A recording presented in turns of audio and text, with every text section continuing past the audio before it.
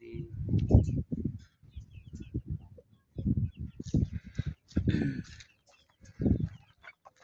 Es war gewachen. Ja, ne? As my owner. Beste owner daar. Anti-speling barang.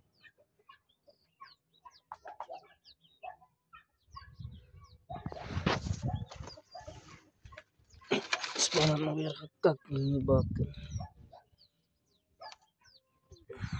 Nakikak sa owner sir.